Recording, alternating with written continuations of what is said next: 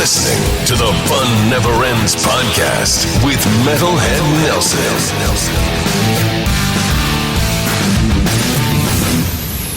Hey, welcome to the Fun Never Ends podcast with Metalhead Nelson. It's Sunday in January. I believe today's the 22nd. Happy New Year. I'd like to introduce my new co-host to the show. Please welcome my friend, Brutal Brett. What's going on, Brutal Brett? What's good, everybody? I'm going to be adding a different spin, I would say.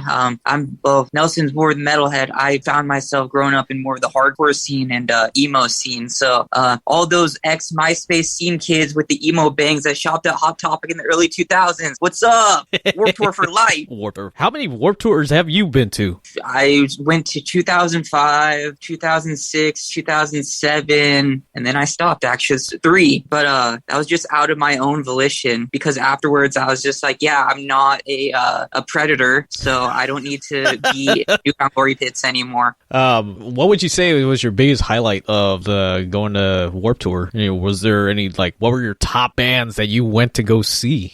2005 was to see Thrice, because, growing up in California, they were like the post-hardcore emo. Do they count as emo? I don't know. I never really listened to Thrice, to be honest with you. So it was Thrice. I saw Avenged Sevenfold in 2005. That's when I think they were at their peak. Yeah. What was it? Brian Hayner Jr., his dad is a comedian, Brian Hayner Sr. Really? Yeah. I forget his name. He's the guitar player. Sinister Gates. His dad is Brian Hayner, the comedian. If you watched Jeff Dunham, his Christmas one, he's guitar guy.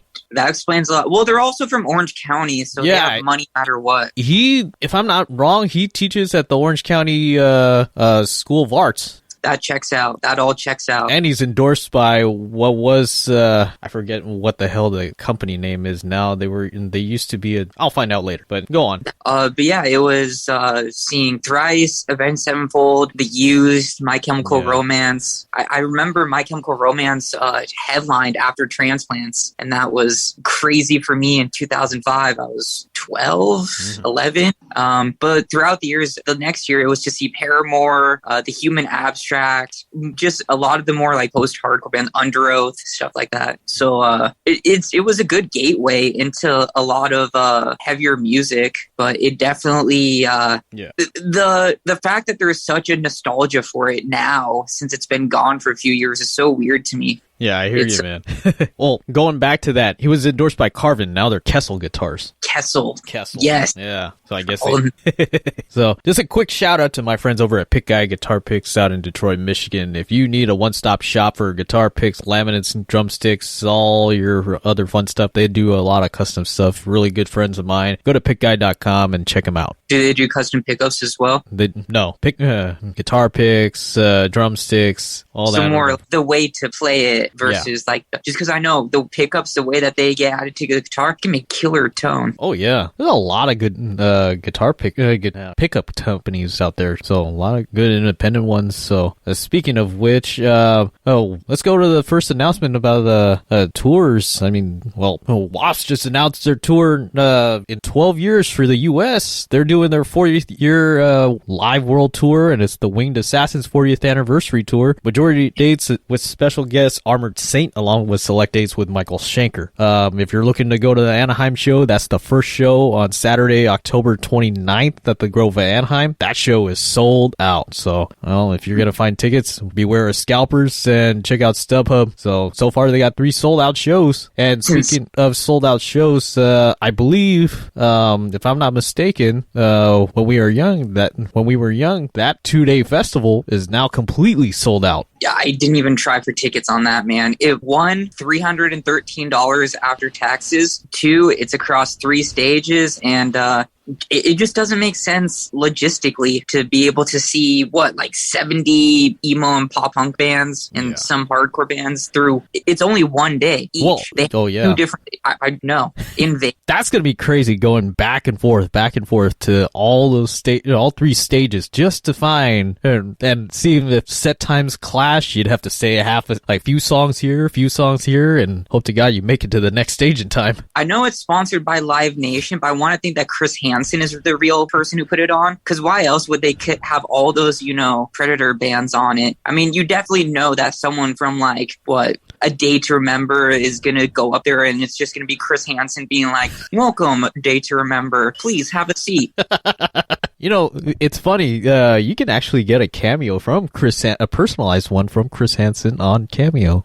I wonder how many people have done that to people who are about to be... Quite well. You can send it as like a birthday thing, just different things, and he'll do whatever, pretty much. What kind of asshole does that? They're just like, oh yeah, open up your email, happy birthday, man. It's just Chris Hansen being like, please have a seat. So I heard it's your birthday. Pretty much, that's how it goes, man. What do you mean when you texted your friend Jeff and you said, see you at 7 for drinks? What kind of drinks are these?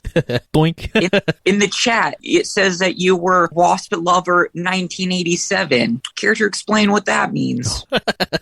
Man, the kind of bands, they got a lot of bands on here, to be honest with you. My Chemical Romance. Why is car headrest on it? It's like, oh yeah, Paramore, Avril Lavigne, Bright Eyes, car seat headrest. Where the fuck does that come from? My friend Steve Ferlazzo is the keyboardist and music director for Avril Lavigne, so congratulations to him and the band for being on that big old festival. Congratulations for Avril being relevant after 20 years still and still appealing to the TikTok crowd. Same with Lil Huddy. Shout out to Lil Huddy, the TikTok king. The TikTok king. Isn't she married to that guy, the lead singer from Sum 41, or was? It was Sum 41, and then it was Nickelback, and I think it might still be Nickelback. Oh, Chad Kroeger? Yeah, she was married to Chad, or still is married to Chad Kroeger. Well, I guess this is how you remind me. Or I really wanted there to just be a photograph to pop and be like, look at this photograph. It makes me laugh. What else do you got for me today? I was gonna talk about the new shapes of M&Ms because that's making such outrage lately. Why would they change one? Who looks at M&Ms and is just like, you know what? We need to change it to be more inclusive. They're fucking candy. Why would you change it?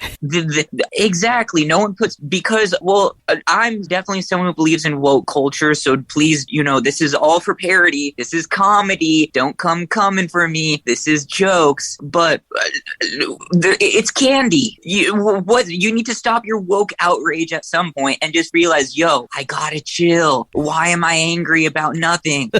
It seems like nowadays everybody's angry about something. It's the little things that people are more like pissed off about versus the stuff on the big picture. So because we don't get mad at the big things, the little things we think we can control, like Mr. Potato Head being Mr. and not androgynous potato head. Androgynous potato head. Yeah, that whole thing is just like, whoa. So I don't know how you would change the whole thing with the whole M&Ms. It's kind of M&Ms has been M&Ms for so long. Why would anybody decide to change the character? Well, because you know how they had like red, yellow, green. Well, green is now going to be a girl boss sneakerhead. Oh my god.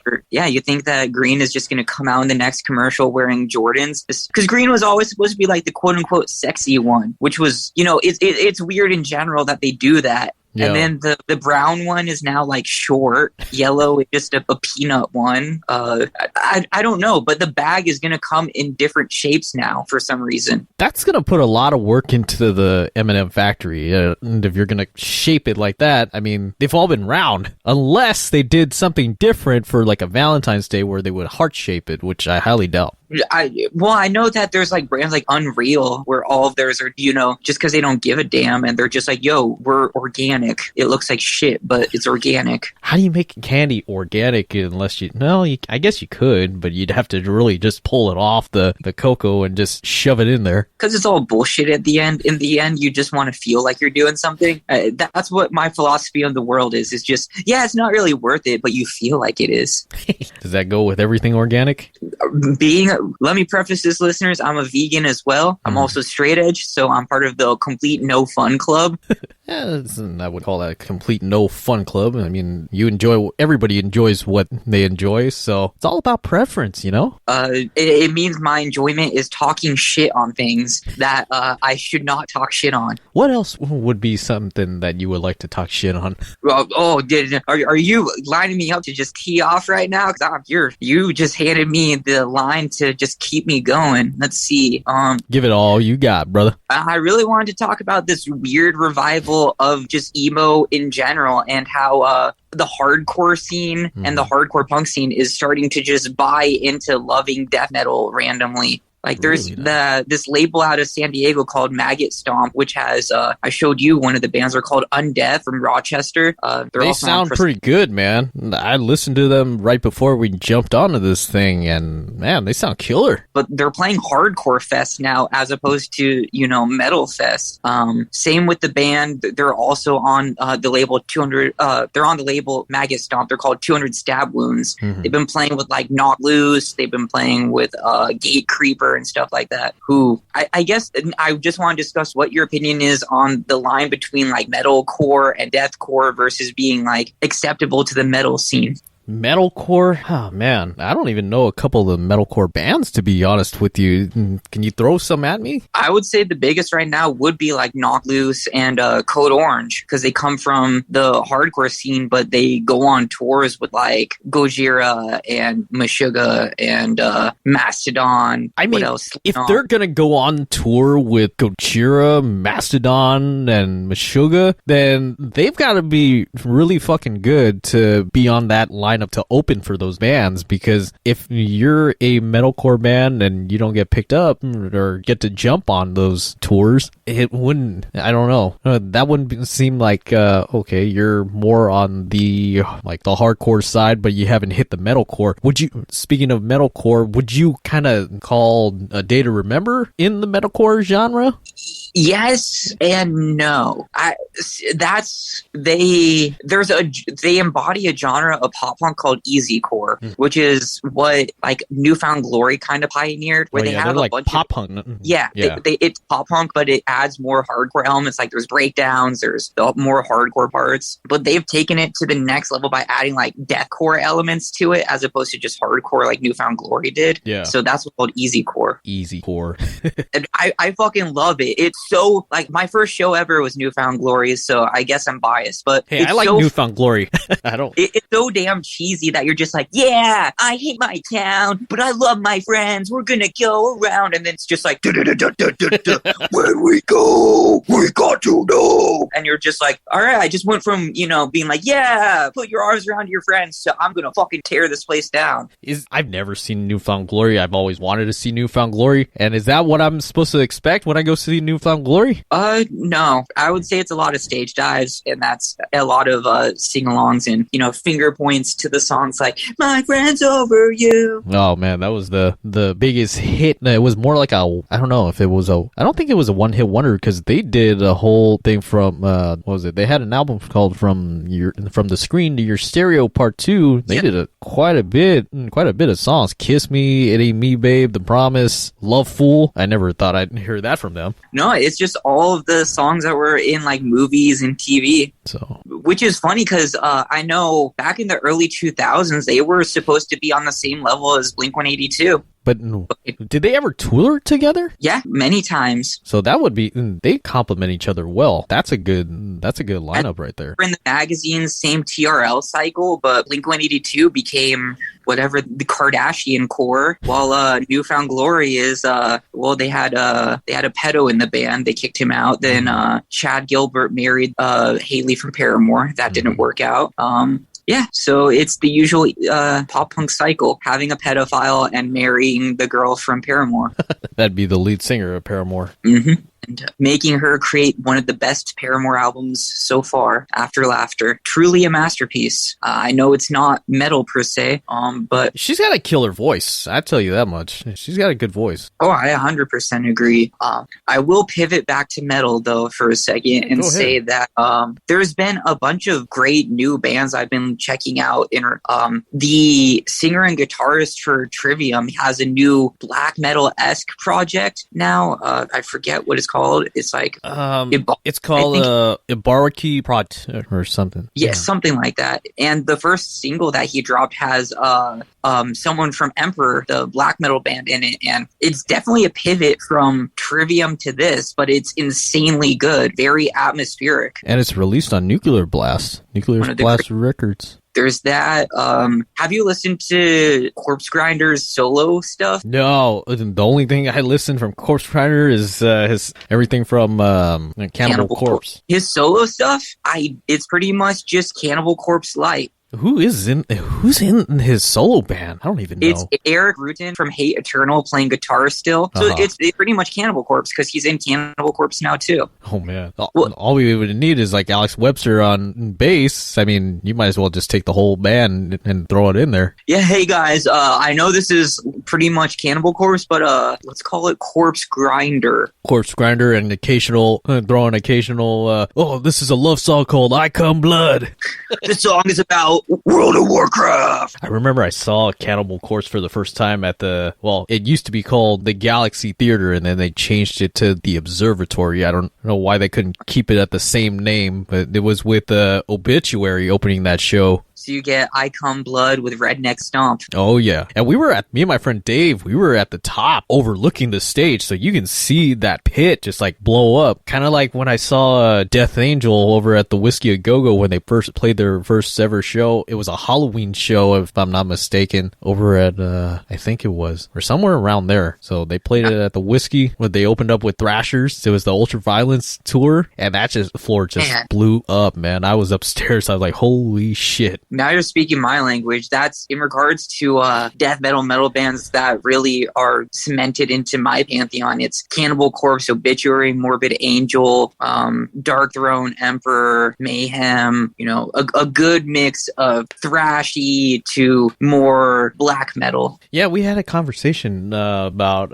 what was it? Bolt Thrower, about that show that they played over at the Glass House. It was a Memorial Day weekend, and it was a sold out show. The closest I ever got to that show was seeing them unload from their van. They got off the van, and I could hear them sound check outside, but no luck on getting tickets. I was pissed. That weekend for me, it was, that lineup in general, completely nuts. Opener, Autopsy. Man. the co-headliner, Benediction, and then Bolt Thrower. Oh, man. What a show that would have been. There's no other lineup, but that same weekend, or I think like a month later, I also saw the Japanese band Forward, which is a member, if I'm not mistaken, I think it's members of Jism, or it's members of other famous Japanese punk and hardcore and metal bands. I forget. I'm going to look this up to see who members of Forward are. So 1 second. Members of Forward. All right. Yeah. Go ahead and look into that. While you're at that, let's see. Boston Calling lineup has been revealed as falling on Loudwire.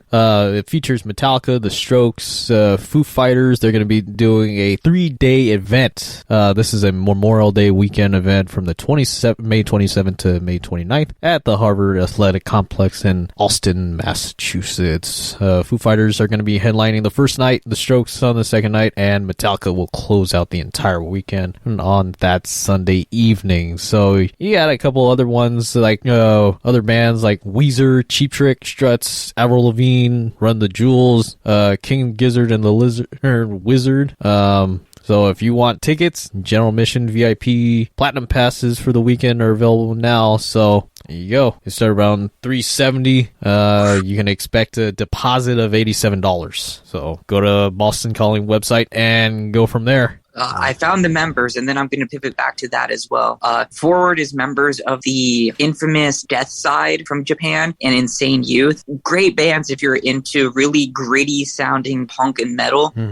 But in regards to Boston Calling, what are your thoughts on these, more Live Nation-esque build festivals where it's always like a Foo Fighters, Metallica, and the Strokes type of top billing with a bunch of like metal and hardcore horror bands like sometimes Turnstile or Code Orange will be on it. But what are your thoughts of them? Or do you think that they're worth the money? Do you think that they're all relatively the same lineup now, wouldn't you say, in regards to like open air festival? Yeah, kind of like Rock in Rio and like those Monsters of Rock Fest and all the festivals that they have in the Midwest, which a lot of those metal festivals and those rock festivals we don't get out here. No, I think the closest we get is Aftershock in Sacramento. Yeah, that's right. Aftershocks always has a killer lineup. Never been, but I always wanted to. But going back to talking about the lineups, for me, I don't think it. To be honest with you, I don't think it's worth it because for me, I don't know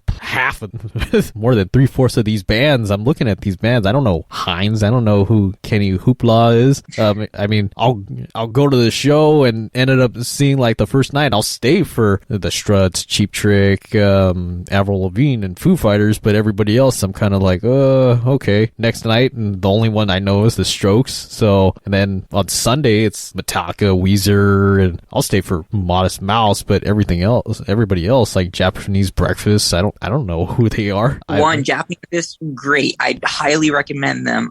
I can take a much more deep dive into that lineup, but you pointing them out, I definitely recommend Japanese Breakfast. Very chill, very more indie, I would say. More indie? All right. Yeah. I'll go ahead and check them out. What are your thoughts about that and about the whole lineup like you were asking me? Most of the time it's the same thing over and over. It's just like, yes, Slipknot is going to play in the South for the 800th time with some random bands. There's Metallica is always going to be on it for some reason. And then you're going to have like Black Veil Brides, Asking Alexandria, and then there's going to be like Mastodon, R.I.P. Every Time I Die. They would also be on it. And then it will be like, oh yeah, Knock Loose, Turnstile, Gate Creeper for, newer up and coming bands. Power Trip would also be added to it for a good mix. Oh, Power Trip. I believe one of the last times that when Lamb of God played over at the Fox Theater in Pomona, I believe, if I'm not mistaken, I think Power Trip was one of the openers, if I'm not mistaken. You're right about that. That was 2016 or 2017. Yeah, I remember. I was over at Characters and I was walking to the bus stop over there in Pomona trying to catch the bus back home, and you can hear it blaring through. You can hear Lamb of God blaring through the parking lot, man. They're such a great legacy band too. Burn the Priest as well. Their earlier stuff. I have to check them out. I haven't really checked them out. So Burn the Priest, I would say it's much more metalcore than Lamb of God was, just because Randy, he has a pretty big influence in hardcore. Randy's a badass. I follow him. He's a badass. But back to the lineups again, they're never worth it. It's always like $300 and you'll want to see like 10 bands. The rest are like local opening acts up until like 3 p.m. Then you actually get some bands that you're into. That's how I felt when they put Motorhead in Coachella one year. I'm like, and it was the side stage, and I think they put the Cult over there. I'm like, really? I'm not going to pay all that money just to see them on one stage, and they don't even get that much of a set time, which is sad. No. Speaking of Coachella, like again, the bands I keep referring to, Turnstile, Code Orange, both on Coachella. Yeah. Has Coachella lineup ever appealed to you at all? Oh, many times. But I think it's because aside from metal and punk, I really love Kanye West. I really love certain new hip hop. But I think it shows my generation. I'm just turned 30, so happy birthday. I've always found it I found punk synonymous with hip hop just growing up, because the generation brought like NWA, it brought a little bit before, but still relevant, Public Enemy, and it had a lot of the same type of lyrical inspiration as punk, and even collaborations. You had Biohazard, doing a collaboration with Onyx. Yeah. You had just a bunch of other punk and hardcore bands combining a bunch of different hip hop and hardcore bands combining at the time to create weird combinations that somehow worked. It was kind of like when Public Enemy and Anthrax did Bring the Noise, and then you got Run DMC with Aerosmith Walk This Way. It was kind of like the whole beginning of that, and it brought it into everything else, wouldn't you say? Yeah, that's that's what I feel about the Onyx and Biohazard collab. One, it's obvious, it's looked over so much. Biohazard being a New York hardcore band, Onyx being a New York hip hop collective, that they're pretty notorious for their album Back to Fuck Up. Great, both in their own right, but I just feel that whenever I point out the similarities of like, yeah, they're both like fuck the police, they're both like, let's cause ruckus, and so Coachella's appealed to me many times. It's just the crowd base being a bunch of rich assholes that I can't get into. I don't like the bohemian lifestyle. Another thing about myself, I'm still the same type of person who likes to buy, quote unquote upscale clothes because I like to dress nice. I just don't like the lifestyle that's attached to it. Yeah, I understand that, man. But I never understood that lifestyle either. Just appropriating cultures, taking Molly, listening to EDM. EDM is cool to some degree, but doing that at Coachella and, paying like $1,000 just to trip out. Popping a Molly, is that anywhere close to like tripping on acid like back in the day, like Woodstock and all that? I have many friends who have taken it. They say that it's just a way to really up your like excitement and everything. So you don't really see anything like acid, which is a bummer. Whoa, man. But I just being in the desert when it's hot as fuck out and just being like, what sounds like a good idea? Not enjoying any of the music I came here to see and just feeling a vibe. What the fuck is that? Yeah, I'm not going for music. I just want to catch a vibe. It reminds me of that Up in Smoke with Cheech and Chong. Hey, don't take those, man. I almost gave you the wrong shit. What was that, man? You just ate the most acid I ever seen anybody eat in my life. Oh, man, that's gonna make me freak out, man. I seen people walking around my neighborhood with too many acid. That was a great impression, by the way. Have you practiced that or something, man? Well, when it comes out of impressions, I'm like, if I've seen it enough, I can pick it up pretty well. That's damn good. It reminds me of the SLC Punk scene when he's running through the sprinklers and all the acid in his pocket melts onto him and he starts tripping out. It's like, are you the devil?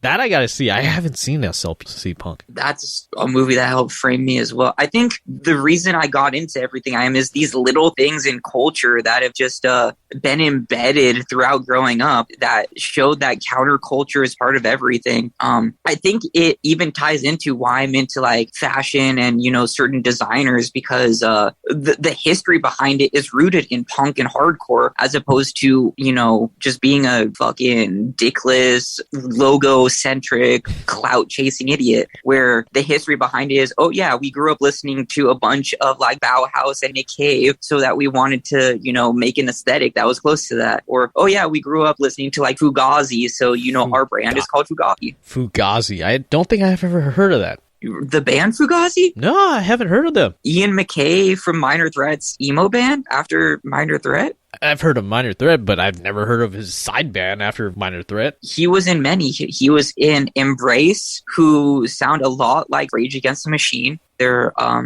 you would probably like it. It's pretty cool. They have a lot of riffs. Well, I'll have to check that out. I'll have to look at that. Embrace and Fugazi. And now he's in he does a band with a few of the members of Fugazi called Corkily. I'll have to go and look into that and definitely check it out. It sounds actually pretty cool.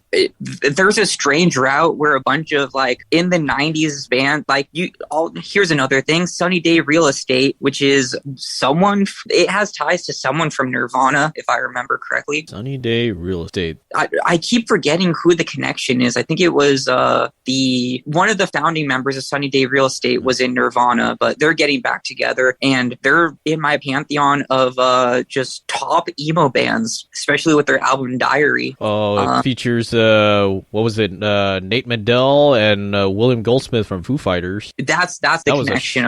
It was a Foo Fighters connection with Sunny Day Real Estate. Man. And it's crazy because you think of how Foo Fighters sound and they're one of the largest alternative rock bands in the world. Then you listen to Sunny Day Real Estate and they're just quintessential 90s emo. That is interesting, and I'll have to definitely check that out because it looks like something definitely worth checking out.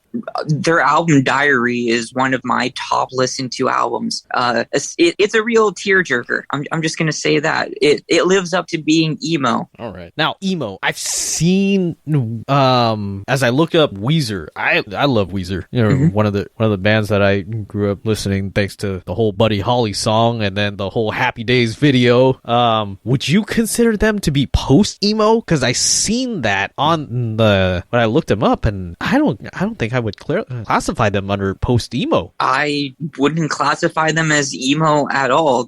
I would just say they're alternative rock compared to anything else. Because emo is started just as I'll give a little bit of a history lesson on emo for the uninitiated. It started pretty much with the band Rites of Spring, which again has ties to Ian MacKaye, Minor Threat, the whole DC sound of punk and hardcore that started around Discord Records in the 80s. But right now we're talking about the mid to late 80s during a time called Revolution Summer. And it was a lot more bands like Rites of Spring. We were getting Embraced by Ian MacKaye. You were getting Dag Nasty and stuff like that. And it was bands that weren't really writing about aggression. They were writing about the way that they were feeling. And, you know, it was called emotional hardcore, shortened to emo. So fast forward, we have bands in, you know, the 90s like Mineral. We have the Get Up Kids. We have Texas Is the Reason being part of it, who are still more assigned to the hardcore scene because that's where they would grow up. You know, Sensefield, who later spawned Dashboard Confessional, is another example. But I really think that it was the 2000s who grew up on these 90s bands that really is where a lot of people look towards emo now, with Taking Back Sunday, Brand New, and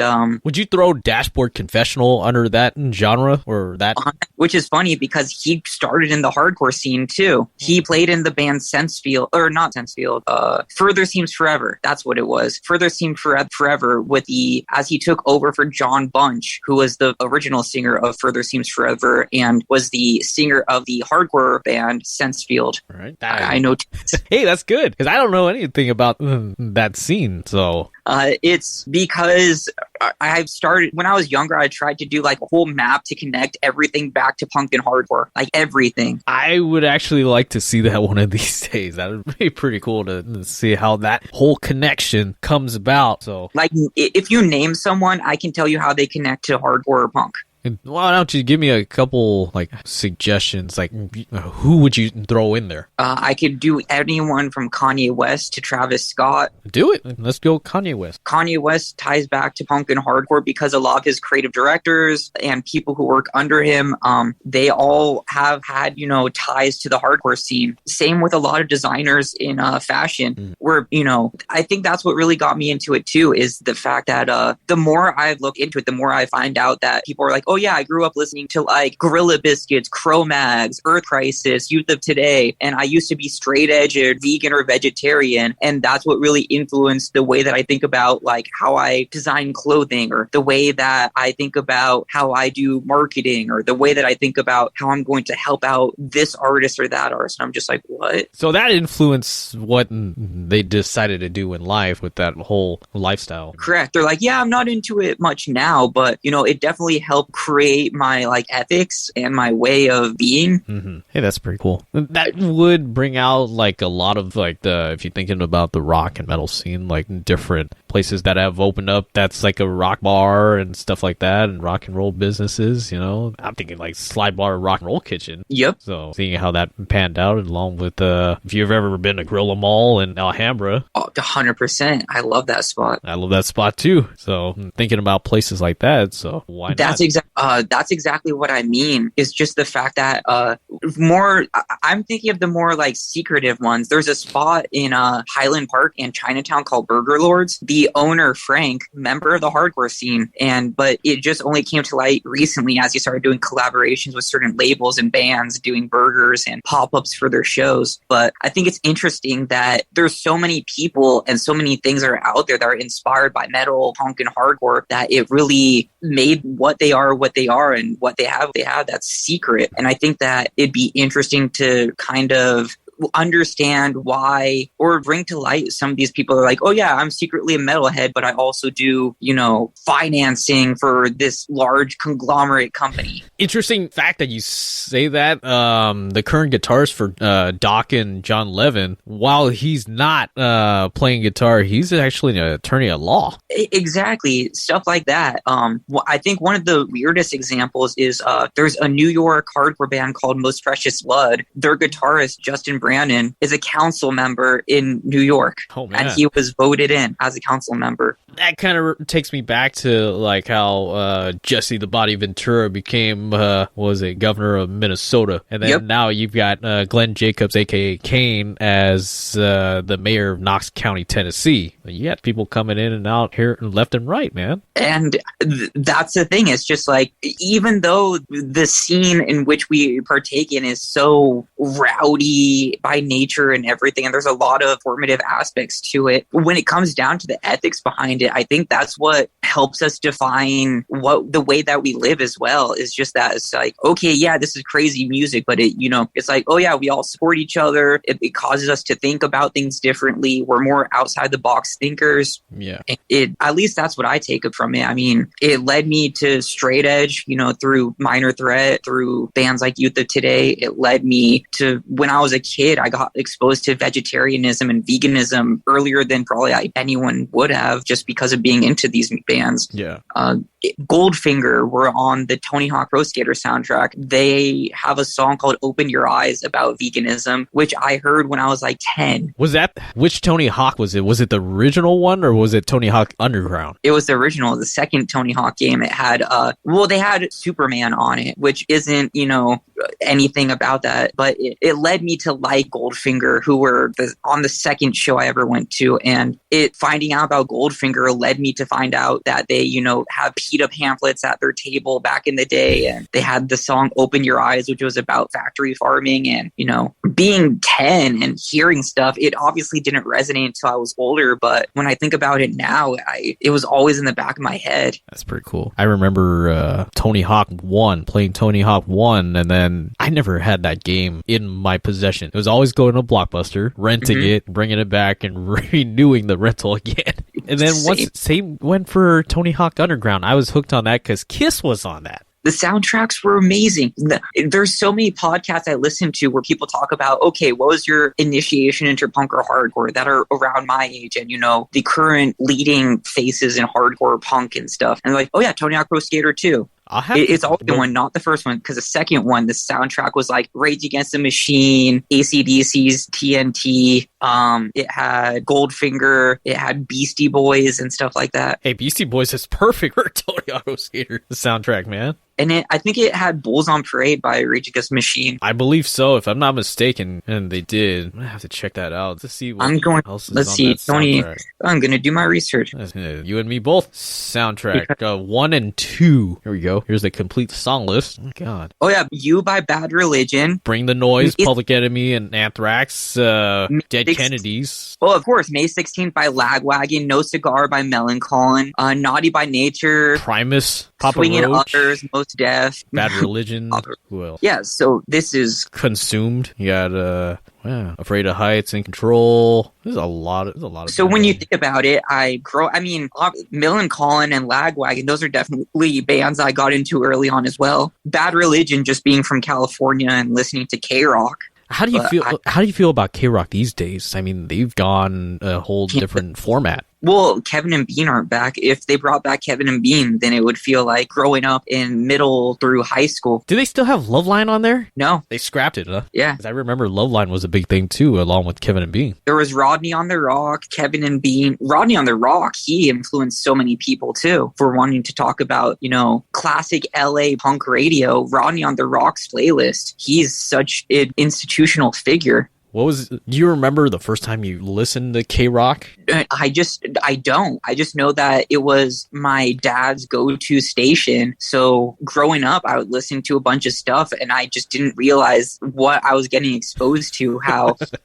I just grew up with like Nirvana. I grew up with Foo Fighters, grew up with Red Hot Chili Peppers, Weezer, Nine Inch Nails. And I didn't realize, the impact it was having on me until much later on. What about you? Oh man, the only reason I remember hearing about K-Rock was when I was in middle school at what was one of the PE teachers became one of the science teachers who sadly passed on years ago. She was big into K-Rock, so I would hear K-Rock, K-Rock, K-Rock, and I'm like, okay. And I found the station. I was like, okay, that's pretty cool. So yeah, that had to be about 2000, 99, 2000, around there. That's way before me. For me, it was probably, just remember offhand, probably 2002, 2003. Oh, roughly around the same time. Yeah. And because then whenever I would go to school, he would put on Kevin and Bean. And I was probably, subject to a bunch of more adult conversations than I should have for my age. But I'm sure I didn't understand most of it. Oh, no, I didn't understand much of it either. I remember hearing stuff from Loveline. I didn't understand shit until I'm like, whoa, it clicked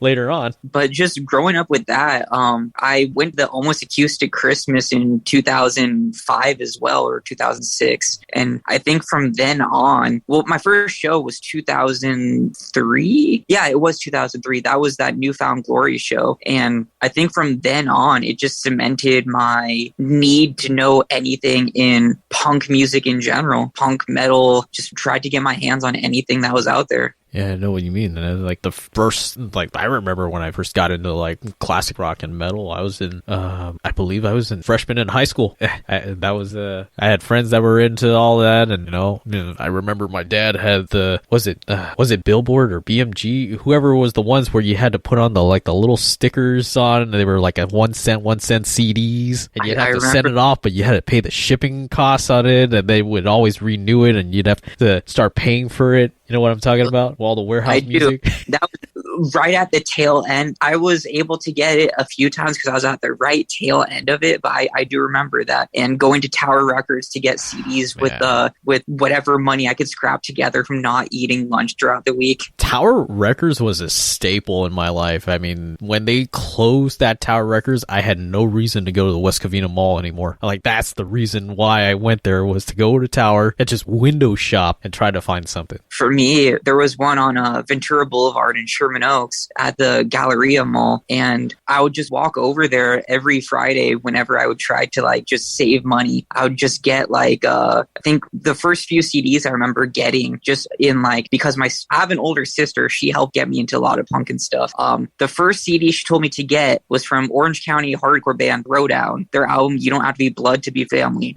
I hated it at first. I was just like, this is just stupid music. Why are the lyrics this is a family, I count on you, you count on me? That's stupid. And then once you analyze the lyrics and really get in depth in it, and I'm sure you got into it way more. They had become one of my favorite Orange County hardcore bands, and I'm lucky to have seen them multiple times before they broke up. And they were one of the first straight edge bands I ever got into as well. And I think they indirectly led to me being straight edge just because they were the first hardcore band that stuck on to me. They were a staple in your life. That kicked in. 100%. It was them. The second CD was Norma Jean's Oh God, the Aftermath, which is funny because they're a Christian hardcore band. I've never heard of a Christian hardcore band. I've heard of Christian pop and Christian metal bands and stuff like that. They're kind of in the same... Well, I should preface to say that the early 2000s on MySpace stuff, there was somehow a big resurgence of Christian hardcore through the labels Solid State and Tooth and Nail. Through the acts of Under Oath, Norma Jean was part of it, The Chariot, the band Me Without You.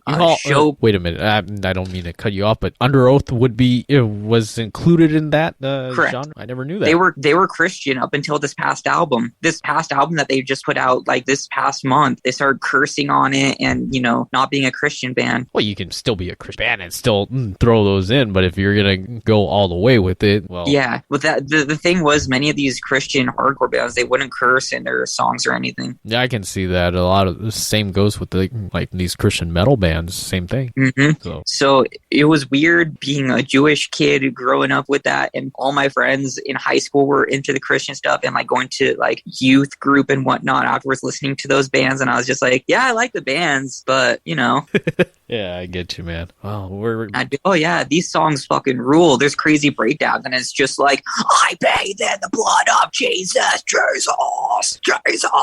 And I'm I bathe in the blood. I like that part. It reminds me of that King of the Hill episode where Bobby goes to church. Bobby saw exactly what it felt like, especially having been a fan of King of the Hill in general. They'd be, oh yeah, we're going to this thing called, I forgot what it was called. It was some youth group thing. Yeah, that's right. Where, like, all of their bands would play, because all my friends were in bands. They still are. I won't name drop them, but I'll just say they're successful, and you may be able to hear one on the radio with their song "Sweater Weather." I'll have to check that out.